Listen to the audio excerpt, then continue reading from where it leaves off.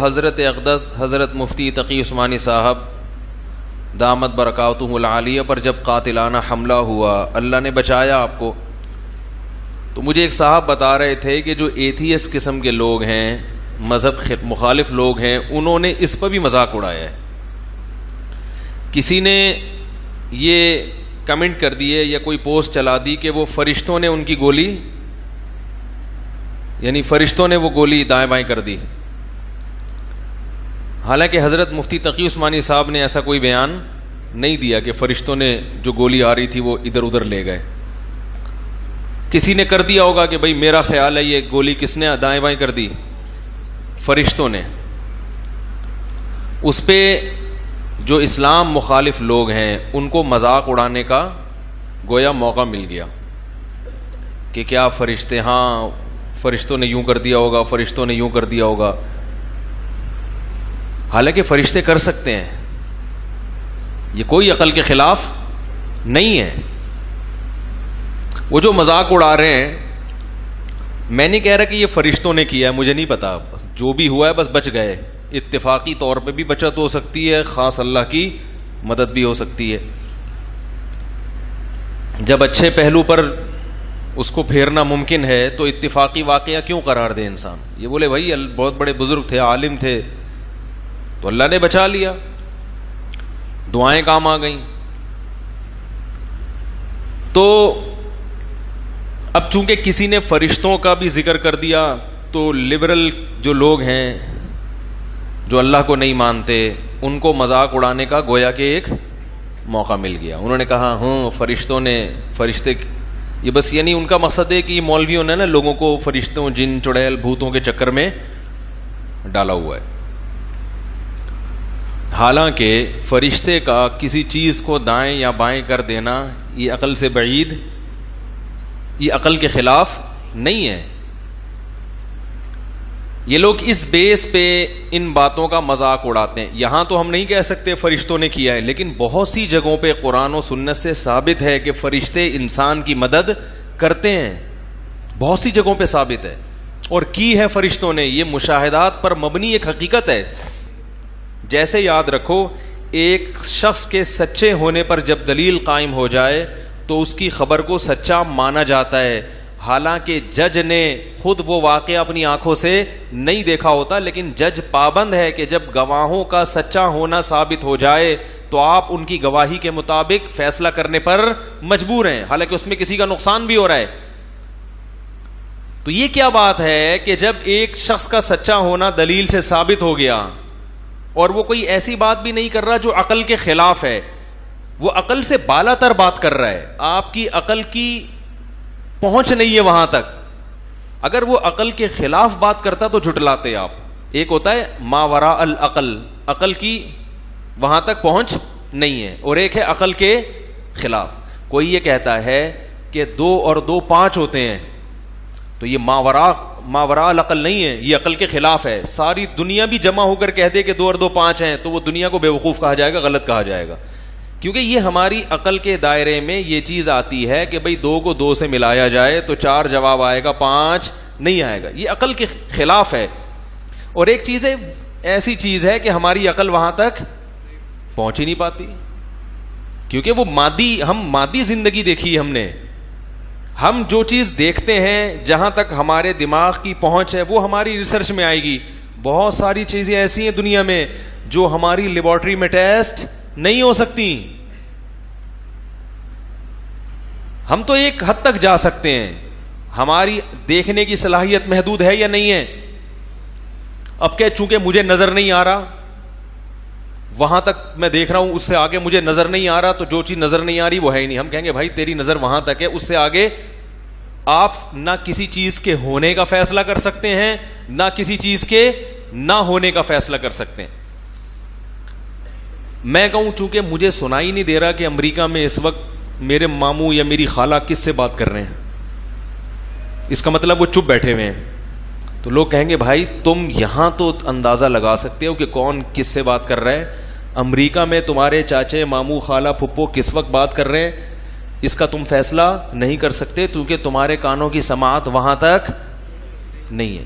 تم نہ یہ فیصلہ کر سکتے ہو کہ وہ کسی سے بات کر رہے ہیں، نہ یہ فیصلہ کر سکتے ہو کہ نہیں. آپ کہو گے یہ میری کانوں کی سماعت کے دائرے سے باہر کی چیز ہے یہ، تو اس میں توقف. کسی اور دلیل سے ثابت ہو گیا خاموش رہنا تو مان لیں گے، کسی اور دلیل سے ثابت ہو گیا بولنا تو مان لیں گے کہ بول رہے ہیں. سمجھ رہے ہو کہ نہیں سمجھ رہے؟ تو یاد رکھو، جب کانوں میں سننے کی صلاحیت محدود، ناک میں سونگھنے کی صلاحیت محدود، آنکھوں میں دیکھنے کی صلاحیت محدود، تو یہ دنیا میں کون سا پاگل سائنسدان ایسا پیدا ہو گیا جو کہے کہ دماغ میں سوچنے اور ہماری مشینوں میں تحقیق کی صلاحیت محدود نہیں ہے، ہم فرشتوں کو بھی ریسرچ کر کے بتا سکتے ہیں کہ وہ ہیں یا نہیں ہیں. بھائی نہیں ہے، آپ کی بھی ایک دائرہ ہے، اس سے آگے آپ ترقی نہیں کر سکتے، اس سے آگے آپ بڑھ ہی نہیں سکتے ہیں.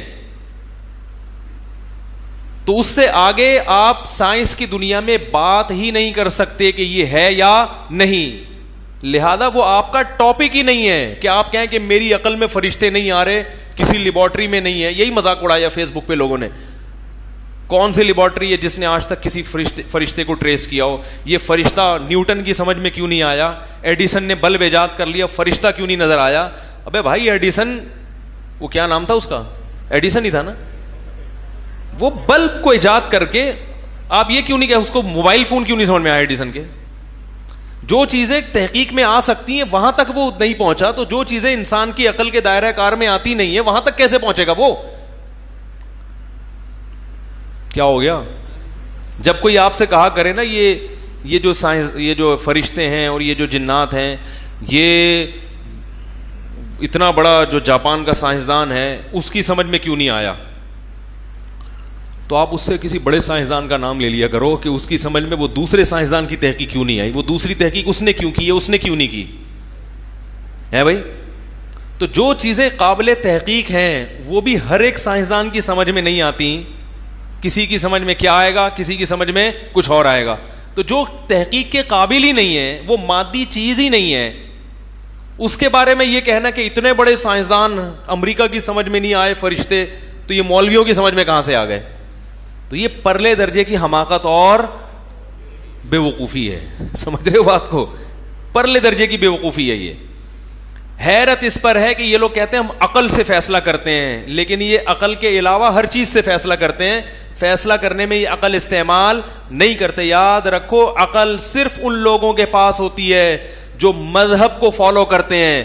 کسی بڑے سے بڑے فنٹر کو میرے سامنے بٹھا دے، میں بڑے دعوے نہیں کر رہا، 2 منٹ میں انشاءاللہ بتا دوں گا کہ ان میں عقل کے علاوہ دنیا کی ہر چیز ہے ان کے دماغ میں. یہ صرف دعوے ہیں. جیسے ویمن رائٹس پہ دعوے ہیں نا، عورت کی آزادی، مقصد ہے عورت کا بیڑا غرق، تو ایسے ہی یہ دعوے کرتے ہیں ہم عقل کو مانتے ہیں، ہم عقل کو مانتے ہیں، ہم مولویوں کی طرح بے عقلی کی باتیں نہیں کرتے. اصل بات یہ کہ عقل کے علاوہ دنیا کی ہر چیز کو مانتے ہیں. یہ عقل ہی کو نہیں مانتے.